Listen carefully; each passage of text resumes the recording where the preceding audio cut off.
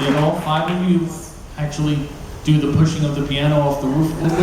Where did you, the roof of your building where the studios were and everything? Yeah, we should have filmed it. We didn't film it. Yeah, we should have filmed it. It'd be like Laurel and Hardy though, wouldn't it really? Actually, on the back of the stand. I think mine pushed it off actually. But of course, this must have been common practice anyway, because I'm sure you guys were throwing TVs out of hotel windows all around the country anyway. And it always got to be, if you threw the television out, what do you watch when you come back from the concert? So you mentioned that the theme to our Children album regarding space, but I want to now jump back to Days of Future Past. There was that theme of day in the life of who came up with that concept, and then did all the songs follow that, or had you had some songs that were starting to follow the theme and said, well, let's just fill in the blanks and this will be the theme?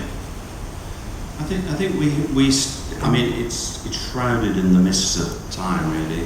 And I made the mistake of reading the Wikipedia page of Days of Future Past the other day. It was complete nonsense.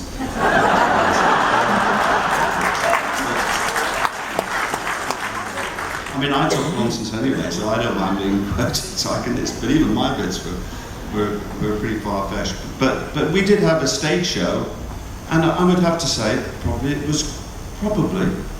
was Graham that had that idea of gelling it together with the day in the life, or just a story of every man, really. I think that was what it was, and I think Graham and Mike was leaning, and Ray was leaning to those things too.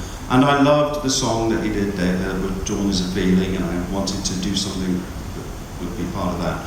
But it's still true, even though it says the opposite on Wikipedia, that it meant to be a demonstration stereo record. Yeah, we were supposed to be recording Dvorak, and it was Peter Knight who came to see us at the 100 Club in Oxford Street that finally said, you know, probably best if you chaps, why don't your songs are great, well, let's do it the other way round. And we had an executive called Hugh Mendel, that we used to call Huge Muddle, Hugh Mendel, and he was a lovely man, and he was right with us, and he loved it. And there was a few people involved. There was a lot of people involved in Days of Future Past.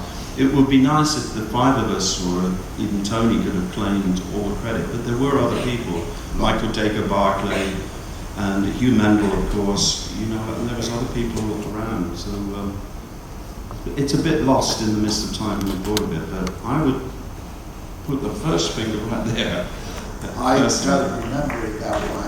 Well, everybody has a different way. I can't really. It's, as Justin said, it's just a complete part. One thing we did know, we were terrified.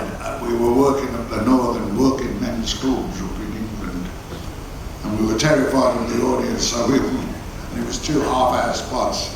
So we wanted to run 2 1.5-hour spots where we started and played without stopping, so we didn't have to talk to them, so we could get up. And I think that was where the idea of gelling all the songs together came from. Yeah. That's right. Yeah, from the stage show. Yeah, I know. Ray's Another Morning was right in there. You know, It was one of the real early ones.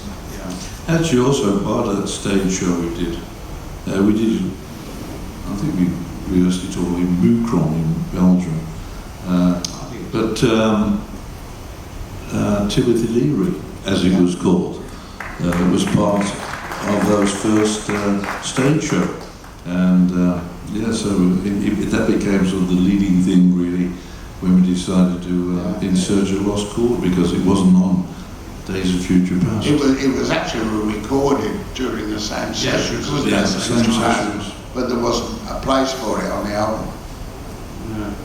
So it became the start of In Search of the Lost Chord. But it's the fact that that Nights was recorded quite a long time before, but it was the first track that was recorded before, but we recorded it before for the BBC in the spring of that year. So you can see how early we were doing that stuff. It was released on November the 11th, but but the BBC recording is like April, and then we listened to it on the. We heard it. It was for Easy Beat, and we were driving up the motorway, and we heard it the next day on the radio when they played it, and we pulled the van over to the side of the road and listened to it, and we convinced ourselves, mind you.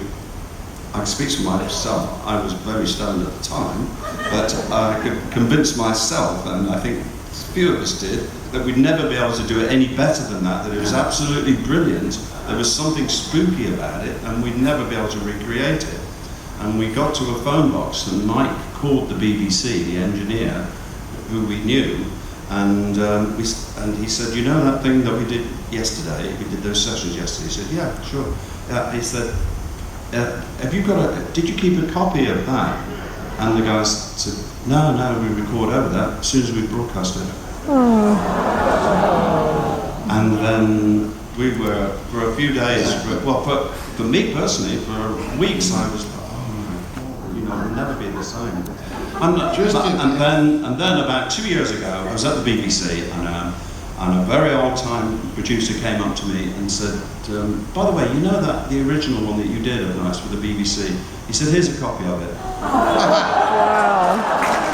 And he said, because what they did when they broadcast it, they made a transcription for the BBC World Service, and it was broadcast overseas, and there it is. Very good. So, wow. which is the best version? Yeah, which is Well, that's the thing. The version that has the sound of the Moody Blues is the one that we did at Decca, because of the echoes, because of the way the three of us, myself and John and Ray's and Mike's voices hit that echo. Well, that's a different thing, but the song is the same, and there's a magic about the BBC version that we, even straight, I could. It's really good. I was getting worried there when you said we're in a van and you heard. I'm like, oh, please don't say they're going to say this one sucked too. No, we thought that was great.